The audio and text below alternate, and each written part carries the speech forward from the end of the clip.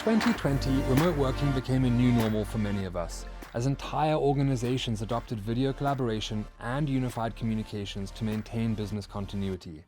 Now, as organizations plan for a safe return to work, we spoke to Sandhya Rao, Principal Product Manager for personal and small room devices for Microsoft Teams, to find out how technology can help and aid a safe return to work. Yeah, so we're actually working a lot on not only work from home scenarios, but also getting back to work. And then there's also the dichotomy of there are going to be some people at work, but there are still going to be a lot of people at home. So how do those folks continue to connect and engage in a meaningful way? I think when we just talk about coming back to work, again, there is a lot of anxiety and stress and sort of wondering, am I safe? Is it okay to come back to work? I don't want to get sick and I don't want to get other people sick.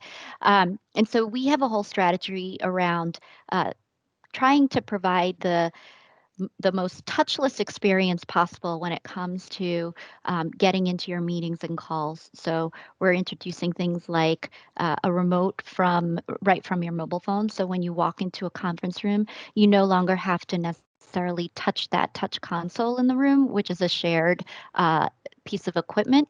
You can actually use your mobile phone. You can get into the meeting. You can leverage all of the equipment in the room. From your mobile phone, you can raise the volume of the room. You can mute the room. You can turn the camera on and off in the room, and you can leave the meeting as well. And so you can do all of those functionalities from your personal device.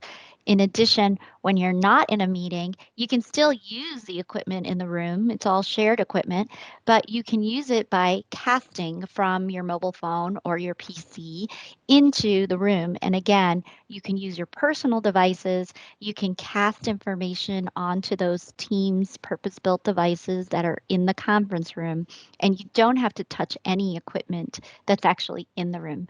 So these are the things that, I think are really important to folks getting back to work. We're also working on things like People Counter. With People Counter, our intelligent cameras can actually tell how many people are entering the room and when that number actually changes. And so we're going to be able to consume that information and populate in the room how many people are in the room. And when you match that up to what an IT admin has designated as the capacity of the room, which in these days may be a lot lower than the original capacity. So right now, for example, a room that might be able to facilitate 20 people may be cut down to 6 or 7 people. And so the IT admin can indicate that in our Teams admin center. And once they do that, then the people in the room will know, hey, there's 7 people in the room.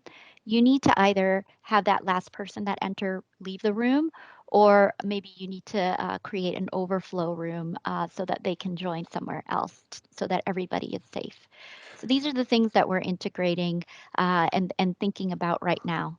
There are clearly big changes ahead in the workspace, but we also know that remote and flexible work will become a longer-term reality for many. So it's interesting to consider how people who are working at home might be impacted by this. Yeah, so obviously Teams right now is being used significantly in the remote environment, and we continue to inject features and functionality to help those remote workers connect, no matter where their other workers are, whether they're collaborating with folks that are in the office or at their own houses. We definitely want to ensure that we're creating an inclusive environment. So we have things like raise hands. So it shows up, if somebody at home is raising their hand, it'll show up in the front of room screen in the office so that people are aware, hey, somebody has a question. We need to stop the conversation in the conference room and make sure that those folks are heard.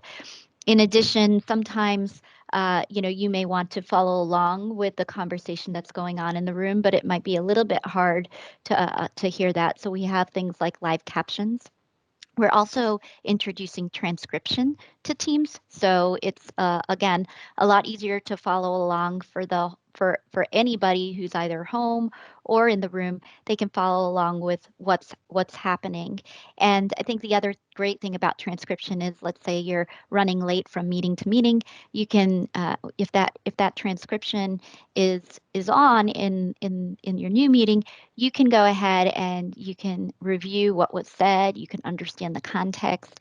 If people are referring to a comment somebody said earlier, you can go back up and find that, so that then you can quickly contribute to the conversation at hand. So there's a lot of benefits that will be coming in these types of inclusive features. A big thanks to Sandhya Rao from Microsoft, who has been sharing insights into the ways in which technology will enable our safe return to work, how organizations can further enable remote workers, and developing new normal work cultures enabled by technology.